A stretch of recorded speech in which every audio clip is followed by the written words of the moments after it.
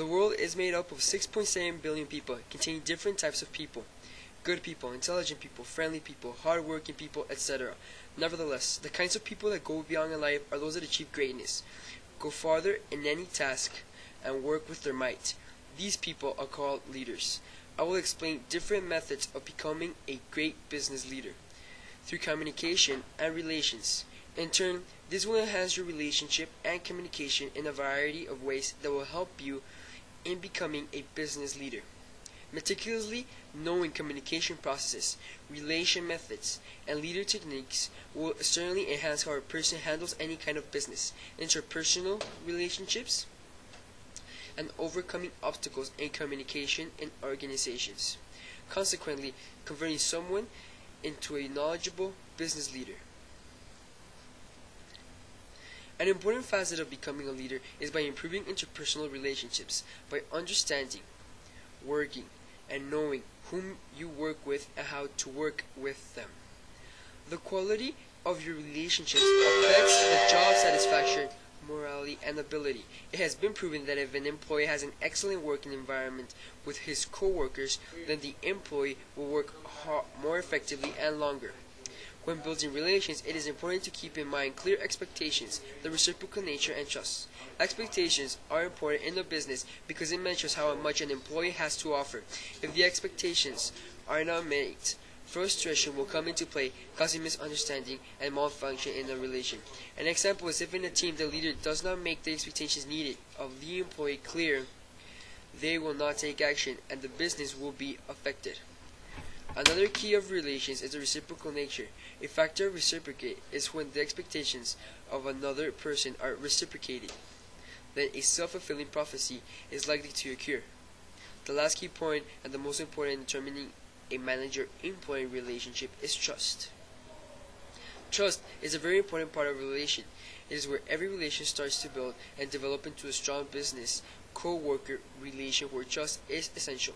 4 key components that determine the extent of trust are the following: credibility, reliability, intimacy, and self-orientation. Credibility is important for it shows content expertise and presence, which refers to how we look, act, react, and talk about our content. Reliability is about whether individuals think you are dependable and can be trusted to behave in consistent ways. Intimacy refers to a familiar and very close connection with another as a result of entering deeply or closely into relation through knowledge and experience of the other. Lack of intimacy results in failure of trust building, which breaks relations.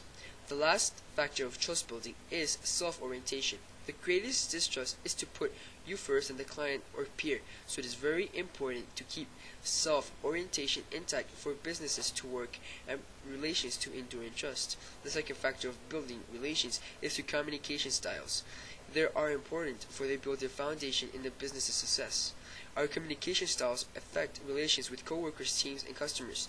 Each of us has a distinct communication style that we feel the most comfortable using. The following are the 4 communication styles that managers, employees, and customers typically use when communicating: the closed, blind, hidden, and open styles. The first communication style is a closed style. Closed communicators are productive, hard workers who simply feel more comfortable working with things rather than with interacting with people. In effect, they find it difficult to communicate their expectations to others and causing disappointment. The second type of communicators is the blind communicators. This type of people thrives in situations in which they can demonstrate their expertise and experience. Blind communicators tend to be very confident and are not afraid to express their views, expectations, and needs, which helps in how the business works and thrives. The third type of communicators is the hidden communicators. Hidden communicators are interested in people, are good listeners, and are generally well liked. The last type is called the open style. Open communicators tend to be equally interested in people's needs and company productivity. The open style of people also tends to appreciate people even more than the other styles.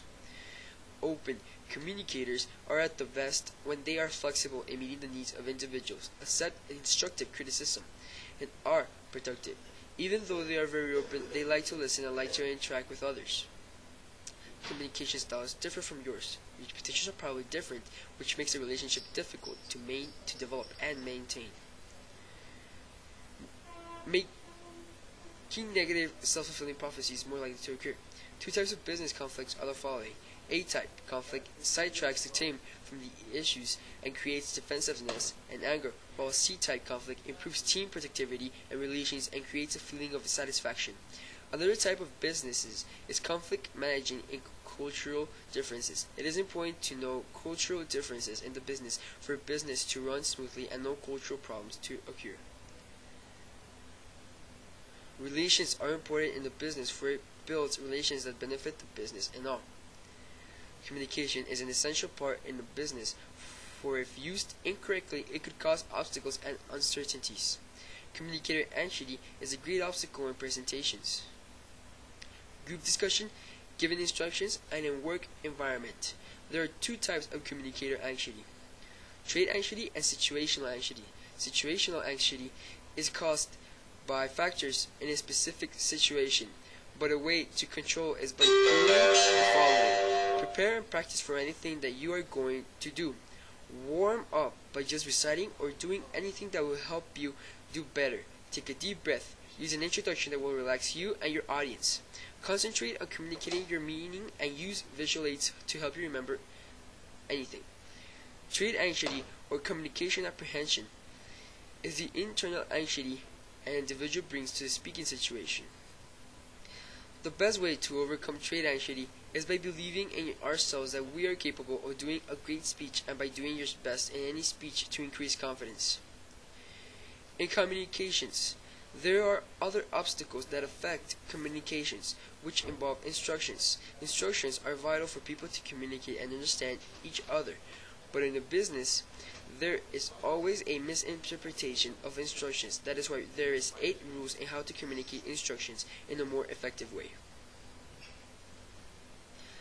The first rule is beginning with an overall picture. This means give a picture of what you want to do or plan.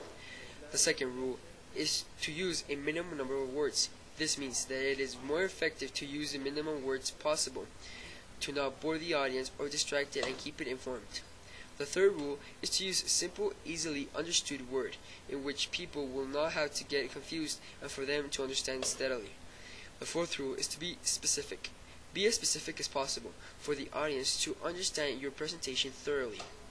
The fifth rule is to use simple comparisons. This means that when using complex ideas, it is convenient to use comparisons for your overall idea to be fully understood. The sixth rule is to use repetition. The seventh rule is to number or signpost objects or steps. This ensures that the audience which step is which, and so on. The last rule is to use good delivery techniques. This refers to how you end your speech and how well you presented your final thought or idea. These rules are essential to presenting ideas or just commanding instructions which people will not get confused on what you are trying to interpret. In the world, technology is advancing much faster than expected, making the world evolve at higher speeds. However, there is also an obstacle that needs to be dealt with in this type of technology.